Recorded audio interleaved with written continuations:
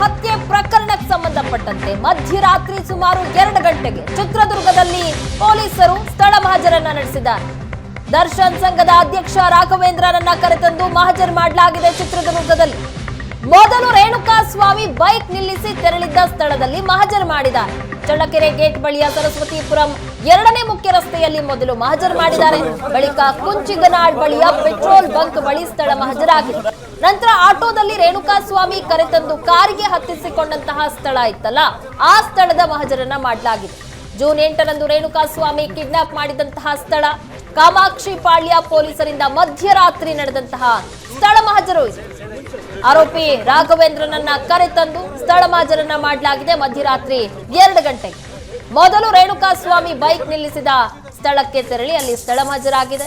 ನಂತರದಲ್ಲಿ ಕೊಂಚುಗಿನಾಳ್ ಬಳಿಯ petrol bunk, ಆ ನಂತರ ಆಟೋದಲ್ಲಿ ರೇಣುಕಾ ಸ್ವಾಮಿ ಕರೆತಂದಂತಹ ಕಾರಿನ ಹತ್ರ ಸಹ ಸ್ಥಳ ಮಹಜರಾಗಿದೆ.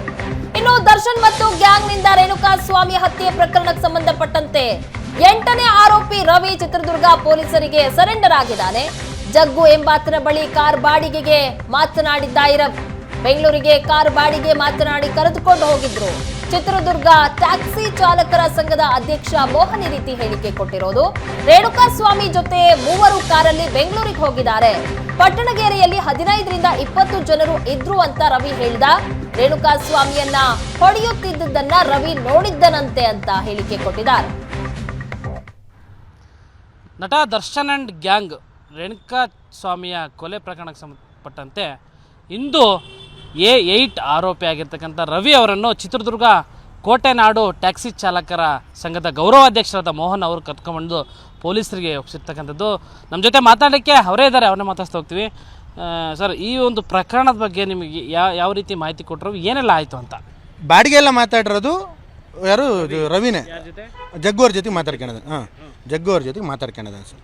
ಜಗ್ಗೋರ್ ಜೊತೆಗೆ ಮಾತಾಡಿ, ಅಣ್ಣ ಹಿಂಗೆ ಕಿಲೋಮೀಟ್ರ್ ಆಗುತ್ತೆ, ಹಿಂಗೆ ಆಯ್ತು ಬಾರಪ್ಪ ಜಲ್ದಿ ಬಾ, ನೀನು ಎಲ್ಲಿದೆ ಜೆ ಸಿ ಎಲೆಕ್ಟ್ರಿಷನ್ ಹತ್ರ ಬಾ ಅಂತ ಹೇಳಿದ್ರು. ಜೆ ಸಿ ಎಲೆಕ್ಟ್ರಿಷನ್ ಹತ್ರ ಬಂದ ತಕ್ಷಣ ಕಾಲ್ ಮಾಡೋದಂತೆ ಸರ್. ಮತ್ತೆ ಅವನು ರವಿ, ಅಣ್ಣ ಬಂದಿದ್ದೀನಿ ಅಣ್ಣ, ಜಲ್ದಿ ಬಂದಿದ್ದೀನಿ.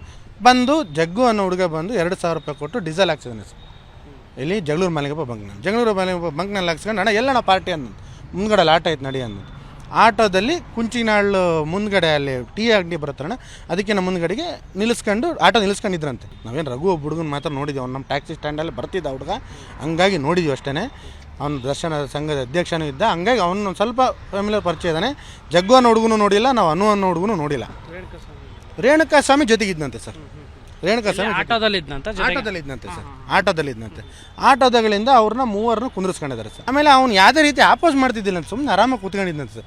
ಅವ್ರು ಏನು ಮಾತಾಡ್ತಿದ್ರು, ಬರೀ ಯಾವುದು ಇನ್ಸ್ಟಾಗ್ರಾಮು, ಇವಾಗ ಫೋಟೋಸು, ಇವುಗಳ ಬಗ್ಗೆನೇ ಅವ್ರು ಮಾತಾಡ್ತಿದ್ದಂತೆ ಸರ್. ಅಷ್ಟು ಅಣ್ಣ ಇದೇನಣ್ಣ ಅಂತ ಕೇಳಿ, ನೀವು ಸುಮ್ಮನೆ ಗಾಡಿ ಹೊಡೆಯಲ್ಲ ಅಂತ ರಘುನು ಯಾರೋ ಅನ್ನಿದ್ದಾರೆ ಸರ್ ಇವನಿಗೆ. ಅಲ್ಲಿಂದ ಅಲ್ಲಿ ಎಲ್ಲಿ ನೈಸ್ ರೋಡ್ ಹತ್ರ ತಕ್ಷಣ ಯೂರಿನ್ ಪಾಸ್ ಮಾಡಿದ್ಮೇಲೆ ಅವರು ಯಾರಿಗೂ ಫೋನ್ ಮಾಡಿ ಲೊಕೇಶನ್ ಹಾಕ್ಸ್ಕೊಂಡಿದ್ದಾರೆ ಸರ್ ರಘು ಅವರು. ಕೆಂಗೇರಿ ಕೆಳಗೆ ಇಳಿಬೇಕಾರೆ ಅಲ್ಲಿಂದ ಶಿಸ್ತು ಅದ್ಯಾವುದು ಪಟ್ಟಣಗೆರೆ ಶೆಡ್ಡಿಗೆ ಕರ್ಕೊಂಡು ಹೋಗಿದ್ದಾರೆ ಸರ್. ಶೆಡ್ಡಿಗೆ ಕರ್ಕೊಂಡು ಹೋದ ತಕ್ಷಣ ಗಾಡಿ ಒಳಗಡೆ ಹೋದ ತಕ್ಷಣ ಲಾಕ್ ಮಾಡಿದ್ದಾರೆ. ಹೋದ ತಕ್ಷಣ ಇವನು ಹೇಳಿದ ಮಾಹಿತಿ ಪ್ರಕಾರ ಒಂದು 15ರಿಂದ 20 ಜನ ಅಲ್ಲಿ ಅವಲೇ ಇದ್ರಂತೆ ಸರ್. ಇವ್ರು 3 ಹೋದ್ರಲ್ಲ ಸರ್, ಇವ್ರು 4 ರಘು, ರೇಣುಕಾ ಸ್ವಾಮಿ ಇಬ್ಬರನ್ನೇ ಕರ್ಕೊಂಡು ಅವ್ರ ಬಾಡಿಗೆ ಅವ್ರು ಕರ್ಕೊಂಡು ಹೋಗಿದ್ದಾರೆ ಒಳಗೆ. ಇವ್ರನ್ನ 3 ಎಂಟ್ರಿ ಮಾಡ್ಕೊಂಡಿಲ್ಲ.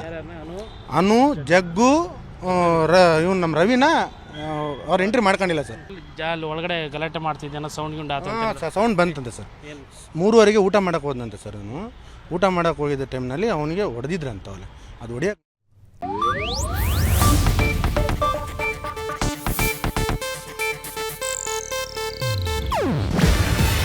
ಇದು ಏಷ್ಯಾನೆಟ್ ನ್ಯೂಸ್ ನೆಟ್ವರ್ಕ್ ಪ್ರಸ್ತುತಿ. ನೀವು ನೋಡ್ತಿದ್ದೀರಾ ಏಷ್ಯಾನೆಟ್ ಸುವರ್ಣ ನ್ಯೂಸ್.